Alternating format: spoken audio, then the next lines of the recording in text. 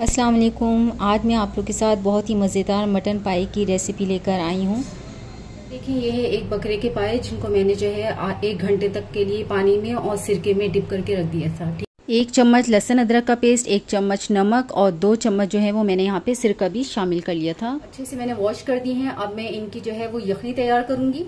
भर के पानी ले लिया है। आपको जितनी यखनी तैयार करनी हो आप उतना पानी शामिल कर सकते हैं। जितना पानी शामिल करेंगे ये जितने भी पाए।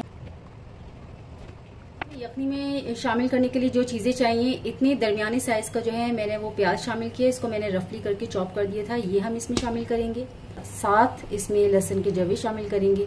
आधा खाने का चम्मच हमने इसमें नमक शामिल करना है। 1 टीस्पून के करीब हमने सूखा धनिया, हल्दी हमने थोड़ी सी शामिल करनी है, मामूली सी। काली मिर्चें हमने 4 या 5 अदद के करीब शामिल करना है। 1 बड़ी इलायची थोड़ी सी इसमें कट लगा के हम इसमें यूज करेंगे। दालचीनी के 3 टुकड़े, 2 लौंग हम ज्यादा यूज नहीं करेंगे क्योंकि इसका तेज फ्लेवर होता है। सौंफ सिर्फ हमने यहाँ पे खुशबू के लिए इस्तेमाल करनी है और 1 तेज पत्ता हम इसमें यहाँ पे शामिल करेंगे। अब हम इसको तेज आंच में उबालेंगे। के बाद इसकी आंच को जो है हम हल्का कर देंगे, स्लो कर देंगे और इसको स्लो प्रोसेस में ही पकने के लिए छोड़ देंगे। तो यहाँ देखिए इसमें अच्छे से जो है वो उबाल आ चुका है। अब हम इसको के लिए 5 घंटों के लिए हम इसको हल्की आंच में पकाएंगे। 5 घंटे हो चुके हैं तो यखनी जो है वो अच्छे से तैयार हो गई है। हम इसका मसाला रेडी करेंगे।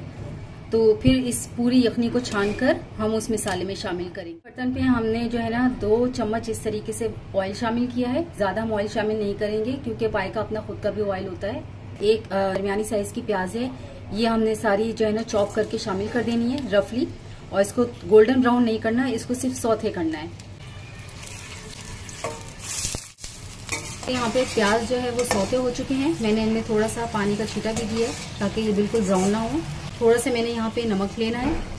अपने हिसाब से आप मिर्ची शामिल कर सकते हैं जितनी आपको पसंद हो। मैंने 1/2 टीस्पून के करीब मैंने मिर्चें ली यहाँ पर। 2 चुटकी के करीब मैंने काली मिर्चें पिसी भी ली हैं। पाया मसाला है, इसकी रेसिपी मैंने डिस्क्रिप्शन बॉक्स में डाल दी है, आप चेक कर लीजिएगा। ये सारे मसाले इसमें शामिल करेंगे। मसालों की अच्छे से भुनाई करेंगे। इसमें मैं थोड़ा थोड़ा पानी का छींटा भी देती रहूंगी ताकि ये बिल्कुल नीचे लगे नहीं। तो पाए को मैंने 80% तक कुक कर लिया था। अब जो है मैं इसके अंदर शामिल करूंगी। इसकी फुल फ्लेम में जो है अच्छे तरीके से हम इसकी भुनाई करेंगे। बिल्कुल थोड़ा थोड़ा पानी शामिल करके इसकी भुनाई करनी है बहुत अच्छे से। तकरीबन 15 मिनट इसकी अच्छे से भुनाई करनी है। पाए को मैं बहुत अच्छे तरीके से भून रही हूँ मैं यहाँ पर। और इसमें हल्का हल्का पानी का छींटा भी दिया। अब आप देखिए प्याज इसमें बिल्कुल जो है वो गलना शुरू हो गए, घुलना शुरू हो गए। आपको प्याज यहाँ पे खड़े हुए नजर नहीं आए।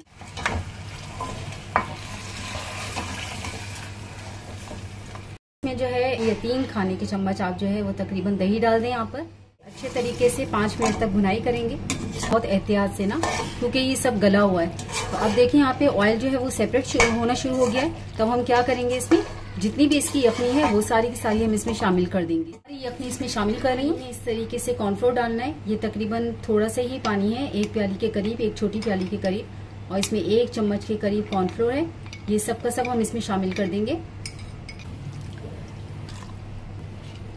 तो यहाँ पे देखिए हमें हल्की सी थिकनेस चाहिए पायों में अच्छी तरीके से। अब हम इसको तकरीबन 1 घंटे के लिए इसी तरीके से ढक कर हल्की आंच में पकने के लिए छोड़ देंगे। तो लीजिए यहाँ पे बहुत ही मज़ेदार मटन पाया की रेसिपी जो है वो रेडी है। इसे ज़रूर इस स्टाइल में तैयार कीजिएगा, आपको बहुत लुत्फ़ आएगा। Thanks for watching.